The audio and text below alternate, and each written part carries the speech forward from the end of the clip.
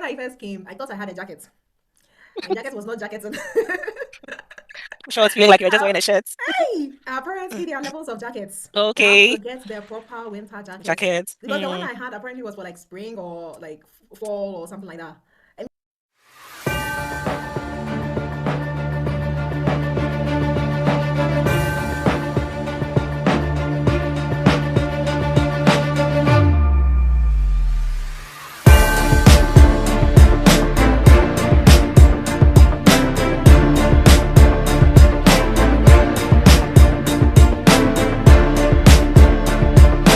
But welcome to part two. I promised you that I'll bring Dr. Anoko back on the channel to tell us the juicy bits about a typical day in the life of a German IMG, that's an international medical graduate doctor practicing in Germany. Hi, Anoko. Hello. Hi, it's lovely to have you again. I absolutely enjoyed the first bit of our chat about the overview of relocation to Germany to practice. And I know this is also going to be more exciting. So to set the ball rolling, can you tell us how does a clinical life in Germany, in your opinion, differ from what IMGs may be used to in Africa? Because that's where we both come from, both in the joyful ways and the jarring ways. Okay. Well, I think for my current position, one of the usually in Ghana our workday starts like 8. So yeah, you have to get to work by 8. Okay. But here sometimes 7. And you'd be surprised at what the difference the 1 hour makes. I mean, A big difference. if I have sometimes there are places where you can get to work like 7:30 or 8, but then a lot of places you have to get to work by 7. So Mm, you know how it is when it's around this time of the year where yeah. sun comes out at like 10. So yeah, it's waking up pretty early and having to Mhm. get to work pretty early is a challenge. Um, and then the paperwork, the paperwork. Oh my gosh, a lot of documentation. A lot. Mm, I think um, now that Germany is taking digitalization a bit serious, it's going to mm, get better okay. because there was a lot of the paperwork that was like repeated stuff.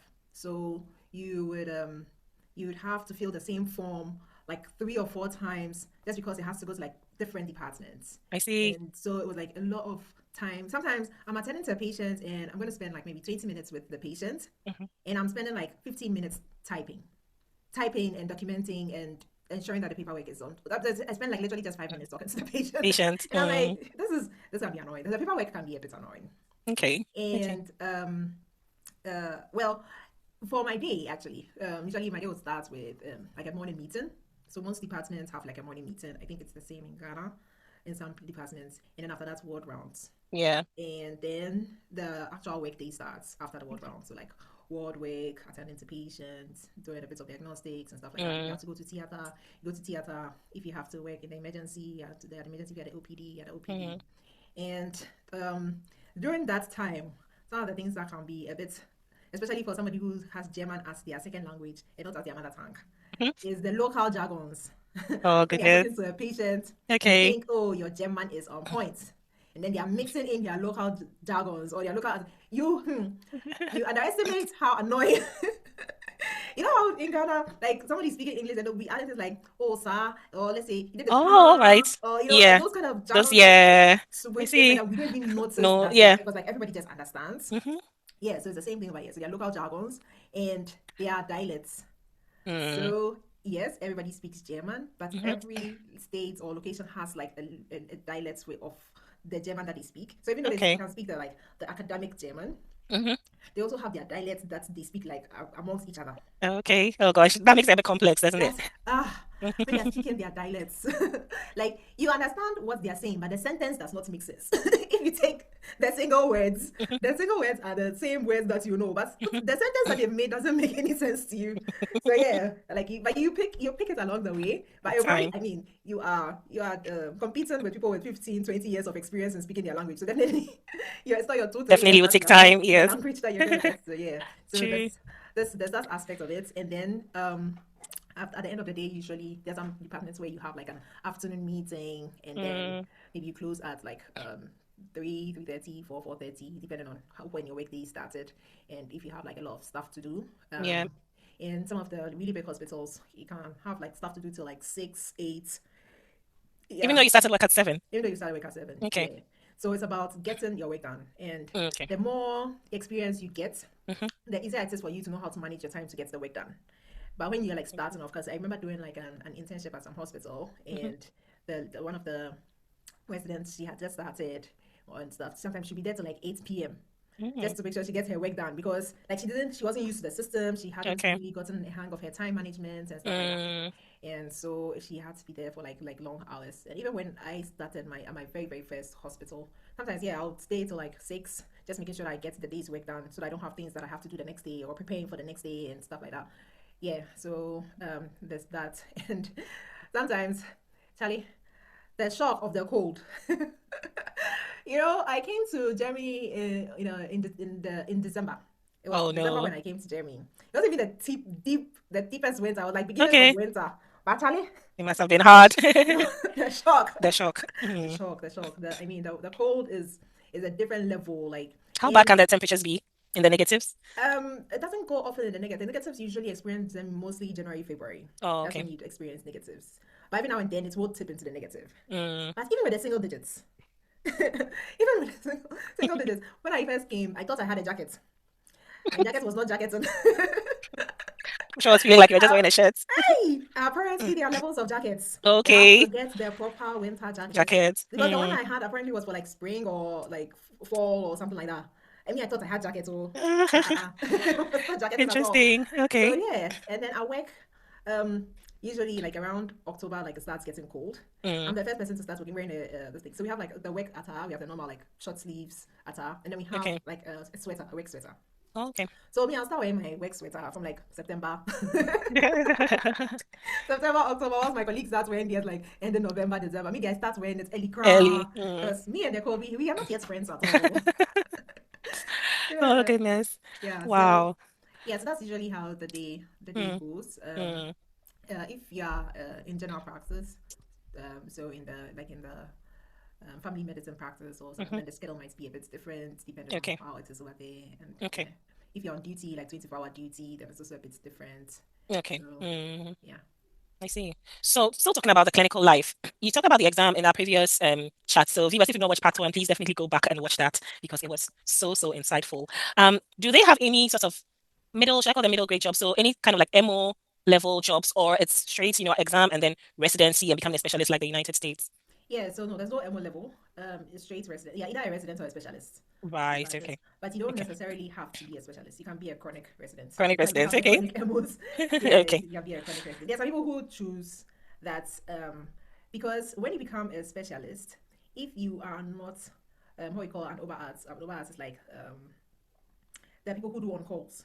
Like Okay. they can do on calls and they can be like head of departments and Mm. yeah. So if you are not on over arts, your work Mm. and that of a resident are more or less the same. Just that Okay. you have more experience and therefore you get to do the more complicated stuff. So me as a Right. surgical resident, having if I become a specialist, I write my exams and become a specialist, and I don't want the responsibility of the over arts, I can just be a fach art and I'll be working just like the residents. I Just I see. wouldn't have my own team. I wouldn't have like the responsibilities of Yeah. Less responsibility. yeah, That's less what some people like. responsibilities. Yeah, True. but I'll still be doing the surgeries and then attending to the team's patients just like Mm. every other year. So Mm. there are people who decide they don't want, especially when they're a bit older, Mm. because we get a lot of like immigrants and people move from this because of like wars and stuff like that, Yeah. distress in their countries and stuff like that. So they come here at a pretty old age and they are not really interested in like career development. They just want to work and retire and relax. So Yes. they are just going to be residents. They have no intention of writing any exams. And the Mm. hospitals are also pretty grateful to them Okay. because you need the residents to run the departments. Yeah. You only have few positions for the over arts position. Okay. So if you have Yeah. somebody who has the experience and the abilities of an over arts but works as a resident, Mm. then that helps your department a lot. Yeah. Okay. Yeah, I get where you're coming from. Yeah. And look, I was going to save this for later, but I'm asking this question on behalf of the economic migrants. So those who are traveling for better remuneration, better salary, better pay. I'm not going to ask you to disclose your personal salary, but if you can just give us ranges of how much a resident earns and how much a specialist earns, I think most viewers would want to know about that. Okay, so I'm told that those in the west part of Germany earn better than those in the east part of Germany. I see. So I'm not too sure about the west and their payment ranges, but Okay. like once you start, take home as a resident starts from like 2,000 euros. Okay. And then when you're doing duties, when you do like 24-hour duties and stuff like that, you can, as you are, because every year your pay increases and then the rates per hour also increases and stuff like that. Oh, that's brilliant. Every Yeah, year. yeah, every year. Okay, that's really good. So you can end up earning your take home can go as high as up to 10,000 euros depending on how many duties that you do. So you're looking Mm, at within like 2,000 to 10,000 euros. euros. And for the specialists, maybe like I think the starting point is like 4,000 euros, and then depending on the Mm, duties and then the other stuff, like it increases. And then sometimes you can also have like extra duties. So let's say you're part of the ethics committee, or you're part of quality management, or you're part of the hygiene team, or whatever. yeah, Yeah, those those ones, extra roles. yes, those ones Mm, also come with the remunerations. okay. And the Uber ads, that's also is at a higher level, and the chef ads too is at a higher level. So Mm, the chef ads, that is the head of department. Now it depends on what you can negotiate during your contract. So that one is usually not fixed. So if you are in like a very big hospital, they can usually negotiate for very good salaries. The smaller hospitals, not so much, but the smaller hospitals also gives you pretty good work-life balance. mm, So yeah, depending on what you are really. I think for the German financial system, mhm, in comparison to maybe UK or the US, um, it's not just about the actual cash in hand that you get, but mm, the opportunities that are available for life. That's mm, really the social system. Is that what really attracts people to come into Germany? In that the mm, health insurance system is like on point. Like you pay for your health almost nothing as mm, compared to other places once you're having the health insurance. mhm. And your pension is also sorted. That's you're Okay. not going to be spending too much on your own. Otherwise, you have to also think about investments and other stuff in addition. So you have Yeah. like schooling is free in the public schools. Like so, when the money hits your pockets on a monthly basis, what you would use as compared to somebody who is maybe living in the US is less Oh, because okay. other things are sorted out Yes, and you that you don't don't have have to to pay think for. about it. You don't have the burden of thinking about how to do your taxes and this and things like that. Mm, Other things are sorted out. So you have less things to worry about or less things to use your money for. And that's what okay. attracts people because Germany is not a, if you want to earn like dope, then Germany is not like the best place. Of course, it's better than other European countries, but All it's right. not like the best place to go because I know for a fact that my colleagues in the US are earning some of them 5 times more than I am earning. Yeah, I Mm, know one of my colleagues who is now a specialist and he's earning like 10 times what I earn per year. And I'm thinking to myself, goodness. hey, how is that How is possible? that And possible? Oh, then I goodness. look at our social system here, like what he has to pay Yeah. to get the kind of health insurance that I enjoy over here is Hmm. like it's a lot. And when you Yeah. have to think about something, think about his pensions and things like that. There are a Yeah. lot of things that the social system just covers, and you don't have to worry about like unemployment benefits and old age care and stuff like that. That's the system just sort of takes care of, and you don't have to worry about. That's those are the benefits that people that are really looking for. Okay. So yeah, Okay. Yeah, I really like how you packaged, that aspect of things. So it's not just about the numbers, viewers, it's also about the holistic view of things and the social yeah, aspects as well.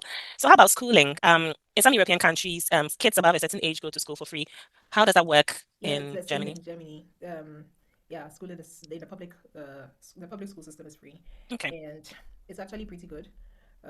It's not like some places where we come from where if you want good school, you have to go to a private school. Yeah, Um, and pay lots and lots of money and things like that. Yeah, I'm yeah, sure it's bringing but back a lot of memories to both you and I about our home country. Anyway, yeah, so yeah, the public school system here is actually pretty good. Um, good. of course, they have their own challenges All right. because of there's something that's is done here in Germany where children are sort of categorized. So people who are more academically inclined are put in a separate group as people who are more vocational inclined or I artsy or see. stuff like that are put in a Mm, certain group, and then those who are put in the like academically inclined group are educated towards like white collar let's go jobs. jobs. Okay. Yeah, and Mm, then those who are in the other group are educated towards vocational jobs, okay. and it's hard to break out of your group. It's easy to fall from the academic group to the vocational group, but it's hard to break from the vocational group to the academic group. I And see. you know how where we are coming from. You're not in one year if you're not a doctor or a lawyer. True, So true. Doctor, lawyer, banker, stuff like that. exactly. Mm-hmm. So you get like a lot of immigrants trying to push back against these systems because they All want their right. children to be doctors and lawyers, and then their children have been pushed into the vocational group. And but then honestly, it's not. I mean, unless you want to become a doctor, it's not so bad to be in the vocational group. You can, even though like your starting point for as compared to those who end up having to go to university because they are pursuing those courses. A lot of those in the vocational group, they're the ones who build businesses. All The one right. who starts businesses and stuff like that. Mm, I mean, those maybe they are like yeah, carpenters, masons, yeah. but then they have their own businesses. They have their own, and their trajectory of a business owner Hmm. is, I mean, if they work hard and they know how to play the system, it's better than the They doctor make a who lot have of a certain money. cap on how much they can earn. you know, so True. yeah, these are the differences when it comes to the Mm, educational system. So okay. because that's those who can afford sometimes will pull their children out of the public system and Publics. want to put them in the private system because they don't want their children forced into Yes. a particular It's a field particular that they want. class, and then yeah, Yeah. I see. Are the specialties open to IMGs? In some countries, people say that, gosh, if you're dark skinned like I am, don't think about surgery, don't think about this, don't think about OBGY, things like that. Do you, in your opinion, I know this is going to be your personal view, but do you think the specialties there are open to immigrant doctors? So there are certain specialties that are generally more difficult to get into. There's Right. a rule in Germany that if a German is applying for a job Mm, and has the same qualification as a foreigner, the jobs will go hmm. to the German. Like Okay. it's I mean, they're that's not being reasonable to be they're not fair. even being shy about it. Like it's in their Yeah. rules. You can't blame them. It's their country. exactly, exactly. They're not even being shy about it. So there are some places that is generally difficult to get because the slots are just generally not as available. Okay. Like radiology, cardiothoracic surgery, neurosurgery. These are Mm, places. I mean, every small hospital has an internal medicine department, has a general surgery department. But for you to run a cardiothoracic surgery department or a neurosurgery department, you have to have you have to be an bigger institute and therefore yeah. have fewer positions for Okay. those places. And so it's more difficult to get there. Um, and therefore, it's even more difficult for foreigners to get such positions. It's not impossible Mm, though. okay. Okay. What people will do is they'll start out in like general surgery, Okay. and then as time goes on, they improve their networks and things like that. Somebody recommends them, they find Yeah. out there's a position here. Definitely, if I am a neurosurgical department and I have four fresh out of medical students, the Germans who have applied to my place, and then Hmm. there's a CPA general surgeon who is also applying to the same position, I think they'll more likely pick the CPA general surgeon than the fresh out of medical school person. Okay. So Yeah. you just have to understand the system, and then if you really that's what you really want to do, yeah, Hmm. of course, that means your journey will be a bit longer as compared to somebody who's just going direct, and then gets this thing. So, yeah, that is what might be a challenge, but I don't think. Mm, But with the rest of the other places where the opportunities are a lot there, it's easy, especially in the small towns. In the big towns, there's no okay. challenge, but then in the It's a small challenge, towns, competitive. Yeah. yeah, As I it's would imagine. competitive. Yeah. Mm. The hospital environment. What is the rhythm like in German hospitals? So I'll share some experiences I've heard about people in other countries. For some countries, you go to work and oh my God, the heat is on. You just have to crack on and get on with doing stuff. You're being chased here for a discharge letter. You're being chased here to discharge someone. It's like you can hardly breathe. You can hardly even go for break, things like that. There are some countries as well where things are a bit chilled, a bit laid back. Where does Germany fall? I think it is more or less like the same in Ghana. Okay. You see, in Ghana, if you're in like me when I was in Port Clinic, I had a very lower patient burden as compared to when we are in 37. Yeah. So if it's a bigger hospital, the patient burden is a lot, and Okay. therefore you get to work. By the time you realize it's closing time, you've barely been able to eat, you've barely been able to use the bathroom. Hmm. And then in the places where the patient's burden is a bit lower, you even get to go and sit in the nurses' room and chat and hang out with the nurses. So the hospital I'm working in currently, for example, there are days when immediately I get to work, from the time I get to work to the closing time, I'm on my feet, I'm up and down, and this is this. And then there are days when, especially when it rains, when the pace is a bit slower, you get to relax, you get to at least share a few moments with your colleagues, and yeah, so it's not too stressful. Okay. There are certain departments, like all my colleagues who are in urology. I don't know what it is about the urology department, but all my colleagues who are in urology are always complaining about how stressful it is. I see. I don't know. I don't know one person in urology who has not given me the same kind of perception as it's a thing. But then yeah, there are certain departments that I guess they just have more to do. I don't know what it is, but then Okay. they are very like this thing, So it worked depends. out, and yeah, and then there are certain departments too that is because of the paperwork. They just have a lot of things to write and type and talk with relatives and like Oh God. oncology. Oh yeah. That is a very sensitive, specialty, isn't it? Yeah, Oncology. so you are drained not because you have a lot of things to do, but the mental load of Mm, just dealing with all the paperwork and mm, the emotions of relatives and patients and stuff like that. That can get you pretty worked out for the day. So yeah, it's really depends on the department you're in and how big the hospital you're in, and the catchment area, the people that the size of the town that you have to work at. Because if you're at a place like Brandenburg, Berlin, where the population itself is dense in Mm, a very small area, so you okay. just have too many people coming out Come in, there. yeah. But as compared to like if you have like a less dense population in the catchment area, then you have like less to do Yeah. at the time. Yeah. I see. Let me just take you back. Let's rewind to your early days in Germany. When you first stepped out of the plane into the airport, stepped out, what were two culture shocks you had? Ones that you would always remember about Germany that you want to share? They're cold. Number one. Uh, I remember I visited Germany before I moved here on holidays, oh, okay, and good. You got a taster then. I got a taste of the whole thing, and that it was like it was March, and me I had done my research. Weather wise, March is supposed to be cool weather, Okay, not cold. okay. And I got out of the airport in my sweater, and then I would just walk back into the airport. You're like, no, this is not what I signed up for. Am I really sure? Okay. I'm It was curious to like, know. it was like so cold. Yeah, that's the thing about the winter here. It can go to like April.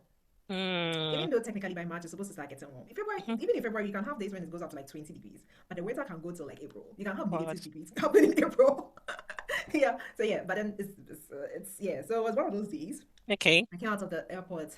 If the cold just hits me like wow, and then I went straight to look for a shop to buy a pair of gloves. Literally, before I got to my destination. Oh yeah, but then yeah, culture shocks.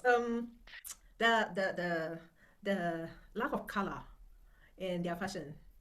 You Okay. know, from where I'm coming from, if you wear black, you're going for a funeral. Hmm. And apparently, black is the way to go over here. Everybody's just in black, and like, what a perpetual funeral, you know? It's something that I still can get over. Like, go out and you see a bunch of school children, and they are all literally wearing black jackets and black trousers, and you're thinking, is that like a music band?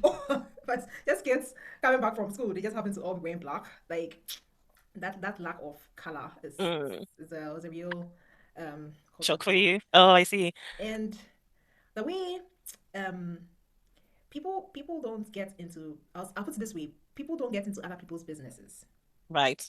In Ghana, you see somebody walking by, you greet the person, even if Yeah. you don't know the person. Hmm. Or you see something going on, you don't feel weird about going there to ask, oh, what's going on, or like this. But here, people mind their Their own own business. business. Yeah, they don't get into people's businesses at all to such a level that you feel like it's unfriendly. You might feel like it's Okay. unfriendly. Like, yeah, like Mm, you expect your colleague that you know who you interact with to be have a bit more um to be a bit more aware of your presence, you know. okay. I think Yeah, they I just get where you're focus coming from. doing their thing. Hmm. If it's time to have lunch or a break, then yeah, then they'll break it. But otherwise, they're doing their thing like very, very in their own space, very individualistic. And yeah, when you're coming from a place where we like to dance and jump and scream and shout, Yeah. then it can be almost saddening. Like, you know, one of the things that I mentioned to my friend was, our buses are so quiet here. Oh. Because if you sit in public transport from where you're coming from, at least the Mm, radio is on. yes. If not Yes. somebody chatting with some random stranger Hmm. about the latest news Yeah. on this thing, then at least the radio is on. Yeah. But yeah, in the bus, everybody's quiet, going to their destination. The only thing you hear is what the name of the next stop is, you know? So yeah, those are some of the cultural shocks. And Yeah. you know how people go like, European food is bland? Like, it's very Good, because that's going basic. to be my next question. Tell us about the food. It's important to Ghanaians, it's important to Nigerians, it's important to It's Asians, those who prefer halal foods and things like yeah, that. yeah. Luckily, we have a very huge Muslim population, so Okay. halal food there you will get the ingredients that you need for your food.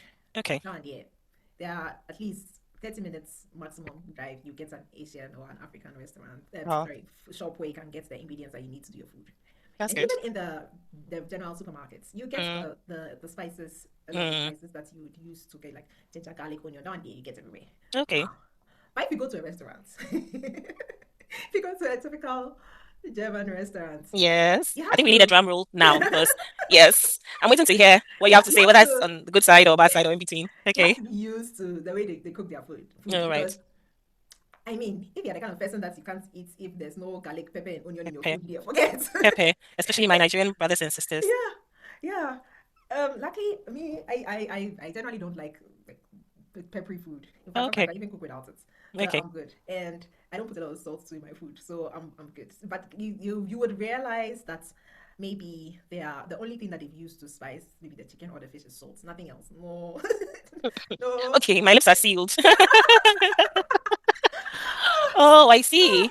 Maybe I no. have to get, those very tiny spices, and then when I go, I just, yeah, spice things up Yeah, a bit. Anyway, that's yeah, a beautiful thing about culture. Things exactly, vary from place to exactly. place. Yeah, and so if yeah, but what I like the way like the food can be pretty colorful. So Nice. you have like maybe the fish meal, and then they have like a wide range of vegetables in the salad, All which right. adds to the flavor. And then they do like their sauce that's supposed to go with whatever Okay. protein it is, which is a Okay. bit tasty. So it has like different herbs and things like that they've used to make the sauce that you can eat with it. If you are All right. expecting, say, like the way you eat jollof and chicken, Mm-hmm. and then it is only the jollof has its own popping taste, and then the chicken is also well spiced, and Yes. that's only the two of them go very well. If that's what you're expecting, yeah, you'll be highly Forget. disappointed. That's what That's they good to know.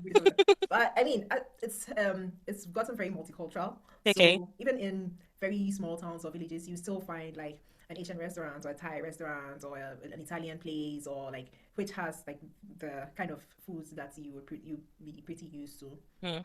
And yeah, so you don't necessarily have to go to a typical German. I like to go to the typical German like restaurants because All right. I want to figure out like what their kind of foods are, what are the things that they eat, and what's Yeah. different. And I mean, I enjoy their kartoffel. Okay, I was going to ask your favorite meal. So what's that? What does it That's contain? It's potatoes. Like potatoes. Okay, potatoes catapil. is like their main thing. They don't eat much of rice or noodles. So like you, most of like the traditional Mm. German meals would have some form of potatoes, whether it's fried or boiled or mashed, but Okay. it's usually potatoes.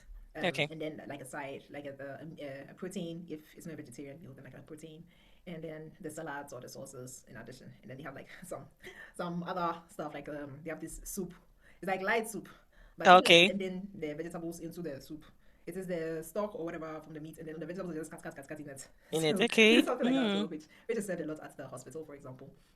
Yeah, so I like to try their foods. Okay. They are really big into sausages, so the different kinds of sausages and the big ones, small ones, spice, not spice, smoke, raw, like various types of sausages, and they eat a lot of pork. Okay. I'm sure you're going to say I like food, but I heard something about food served in hospitals. Do they serve you food for free or do you have to buy your No, own you have food to or pack buy. your lunch? Okay. You All have to right. buy. I don't usually buy. I pack my lunch. Mm. Um, Mainly because I mean, how much as you're growing, how much food do you eat? True. You don't And now we're spend much counting our activity. calories and then You don't- dieting and things like that. exactly. And since I spend majority of the daytime in the hospital, it only makes sense to pack Okay. the lunch. Otherwise, then you only, especially because I also work most weekends, you only end up eating only once at home. So All you don't right. really get to eat, enjoy what you have prepared. So it's best to just pack your lunch that you enjoy what you have prepared. Every now and then, if you want something different, then you buy from the hospital I as well. see. But yeah. I see. How's the transport system like?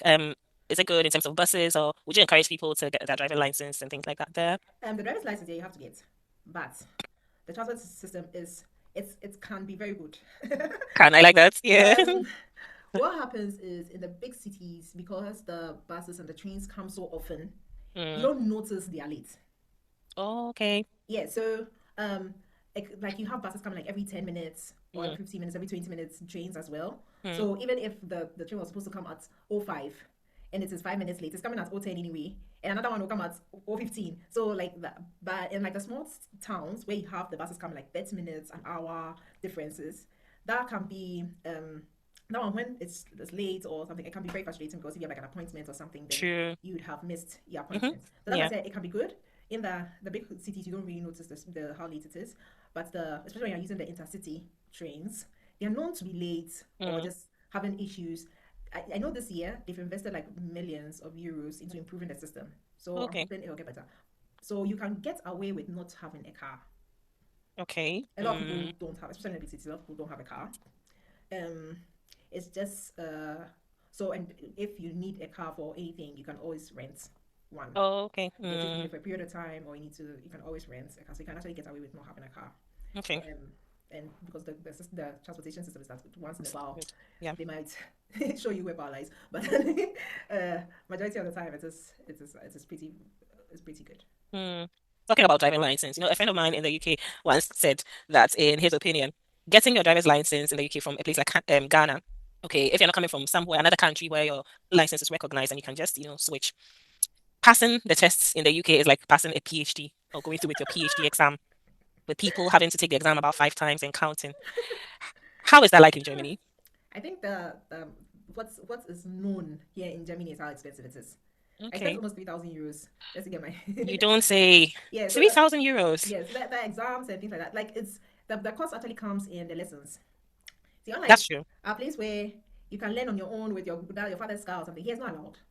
You're not Okay. allowed to move a vehicle if you don't have the license to drive. Oh. You are only if you don't have the license to drive, you're only allowed to drive in a driving school's car with a teacher Mm. by your side. So even if Wow. you're learning how to drive and then your dad has a car home, Yeah, you you can't put can't an go L and put sticker it. on it. You can't go and put it. You don't have L sticker. Okay. This is a culture shock for me already before visiting Germany. L stickers don't exist in Germany. No. We don't have L sticker. Okay. So um, yeah. So then every practice that you practice is a practical lesson from the school, which is paid for, Hmm. and you're paying like about I think 65 euros per lesson. And How so long is a lesson? per lesson is like 45 minutes. Oh gosh. Okay. So if you are fresh, you don't know anything about driving, you are probably doing at least like 60 lessons. Wow. Yeah. That's good business then for the instructors and the Oh, driving it's like schools. it's their It's livelihood. gold. So Yeah. yeah. So yeah, you end up spending a lot on the lessons. Wow. And you can't just decide that, oh, I'm ready, I want to go and write exams. The teacher has to register you for the exams. Then the teacher feels like, Mm. you're not yet ready. You keep doing the lessons till the teacher decides, Mm-hmm. okay, now we can put you on the road. And then you go for your this thing. The exam itself is not GDDBR, but Oh, okay. uh, Okay. the fact that you have to do the lessons. And yeah, for especially as I said, a lot of people who are coming, they're coming already in their middle age, 30 years, Yeah. 40 years. They've already been driving for like ages in their this thing. Yeah. So Their home of course countries. they have to Yeah. unlearn some of the things. The bad, the bad stuff. The things Yeah. that don't exactly work on the German roads, you I have put to my hands up. unlearn. The bad stuff. Yeah, that we used to do back home. Anyway. Yeah, so you have to unlearn some of those things. And then luckily in a lot of the bigger cities you can do it in English. So you don't necessarily have to learn the language to be able to get the thing. But in the smaller cities you might not be able to get an English teacher. Okay. So you have to learn the language first before you can learn how to drive. And then if you're from a country, if you're like from Asia, yeah, Mhm. from China, what are the chances that you can get a Chinese teacher? So you do have to learn the language, or you don't have to. The best you can get is have somebody who also knows how to speak English, and their Okay. English too. It's not like The they English, learn the English for. So you can have somebody who, yeah, they're teaching you in English. I've seen a couple of them on YouTube, and they are literally speaking broken English. That's what they're using to teach you. So You may not even understand what you don't exactly even they're trying understand to what they're say. trying to get you to do. But then Oh. the theory exams, you can choose the language that you want to write it in. And if you get the teacher who is also the examiner for the practical exam, if you can speak English, then you Mm. can also get that. I did mine fully in German, so yeah. Okay, good. Your German is on point then. I'm really Oh, proud of you, Anoka, because I don't know if I can learn another language at this age. I you Anyway. know I learned German to B2 in Ghana. Okay. When I came, I realized that my level was like a 3 year old. It is really when you interact with Okay. this on a daily basis Mhm. that it really sticks in your Yeah. head and you are really able to connect with it and actually see the thing. Yes. And So it comes to practice. even now, if I was to grade my own level, I'll say I talk like a 12-year-old. It's not like somebody who can, because I sometimes, especially depending on the situation, where you have like really technical terms. Mm. Like I was once interacting with somebody and I was trying to navigate the German whilst explaining the medical practice in Ghana and Okay. relation to traditional medicine and things like that. And in my head, like this is obviously a complex topic, and therefore you have to have complex vocabulary to be able to explain the things that you're trying to say. Okay. In my head, the complex words in English keep coming, and so I'm trying to figure out what is this word then in In German, and I realize I German. actually don't know that word in German. So then I have to simplify the sentence to be able to express Okay. it. So yeah, Mm. as I said, I'll think of myself like a 12-year-old. I can have conversation, I can explain concepts and things like that. But when it comes to um complex situations or Yeah. complex topics that I Topics have to and use a bit communication. more complex vocabulary, Mm. then I realize, yeah. But you've definitely improved. So I Oh think yeah, that's yeah, that's yeah. the most important. And I know one day you get there, Oh yes, and yes, yes. yes, Once I'm in absolutely. this field, I don't have a choice. Yeah. And you're already thriving. It's been quite a number of years and Yeah. you're still doing well. What are some of the biggest mistakes IMGs make? So maybe in a clinical setting, if you can just give us a few, just so people can have some things at the back of their mind. Um, I think one of them, as I said before, will be trying to hold on to the way they know how to do things. Yes. You're in a different environment. Yeah, Things are done differently. The earlier absolutely. you accept that things are done differently, the better for you. Um, you find people who like are trying to correct. They are trying to correct the ways of the people here. Like, who be you? You know, Exactly. this Exactly. You can't that's leave how your it is. country and come and Yeah, try to impose things on other people. yes, Nah. that's us. And then and because of that, they find they are getting they find the situation challenge because they are not accepting that it's just being done differently. So do it differently, like it is done. Yes. So that's one Yeah. thing that That's very yeah. And important. then Yeah. when learning the language, learn the accent. Okay. You know I'm nodding how because I know how my French sounds, that primary school French that we learned, je I know, right? m'appelle, but you hear someone from France saying that je m'appelle and it's Yeah, it's different. totally different. Learn the language. You know how when we used to laugh at people who would go to America and come back and then they would try to do an American accent. Mm-hmm. Mm-hmm. Lafa, locally So occurred. Foreign accents. That's how some people. it's actually a necessity. The reason Mm, being, when um, let me use English, right? You know how in Ghana the word BIRD and BED mm-hmm. is said the same Same way. way, but then if you are in a place like Texas or something like that, if you say BED, pronounce it like BED, and you're trying to say BIRD, they Already. will notice that you have said the wrong thing. Yeah. It's the same thing. Okay. When you don't learn the accent and you just pronounce it the way you enunciate English, Mm-hmm. they don't hear the words you're saying. Oh, okay. So it sounds gibberish, like to It their just ears. sounds, you are saying a particular word, and Mm. for you, you can see the spelling in your head. But what you have pronounced, for them, it is not spelling in their head. You know? So you have a lot Oh of my situations. goodness. You have a lot of situations you would have said a whole sentence Mm. and completely miscommunicated. So you have to, whilst learning the language, just learn that. Don't just learn the language, learn the words, and learn the Yeah. vocabulary. Yeah. Actually, learn the accents as well, Okay. and it would really help. Because I know I have a colleague. He's a shark. Like he's smart. Like other people that I tell everybody I meet that he's smart, Yeah. and he more or less learns the language on his own. So he didn't learn the accent He, very he didn't well. do a course. He probably did, but then not like intensively like some of us. Spoon fed how the language should be. Okay. But he did majority of the learning on his own, and so he speaks German with a Ghanaian accent, and he has more vocabulary. He has a Mm. deeper this thing of the grammar. Like Mm. I mean, that person is a shark, but he goes into spaces, and people be like, he doesn't. His German is not good. And me as somebody who understands the Ghanaian tonation, when I Mm-hmm. hear his German, I understand him perfectly, and I can Okay. tell his German is better than my German. But when we go into a space, it's like my German is better than his German because certain words that he pronounces, they don't even understand. Mm. So when See, you're learning the German, learn the German accent in addition. good. That's a very good tip for viewers. Learn the accent as well. Yeah. Right. Oh, Anok, I've really enjoyed our chat. I wish we could go on and on. And for anyone watching who feels overwhelmed, what is one sentence that you wish someone had told you at the start of your journey? Uh, I think I said it. I think it's the same sentence that I said in the part one. That's Okay. it is worth it. It is worth it. So I like the It's fact worth it. that, you have highlighted this. Viewers, if you've not Yeah. watched part one, definitely go back because the information she shared, definitely invaluable, very golden. So Anok, this is your personal decision. I have personally enjoyed, I've learned a lot about the German journey. If someone wants to probably follow you, I don't know if you have any social media handles. Some people are private, but are you on LinkedIn? Are you on any professional, any social media handle that probably someone, who wants to maybe reach out to you or just wants to follow your works, could probably look at and then just give you a follow? Are you open Yeah. to something like So that? I'm on LinkedIn and I'm on Facebook as well. Anakolati. All right. Okay. Thank you very much for sharing this. Thank you so much. Anoko, I'm so grateful. Thank you You're so much for your welcome. time. Viewers, I It think was we need to nice bring her catching up. back. Yeah, very, very, very nice catching up. And I thank you so much for your time.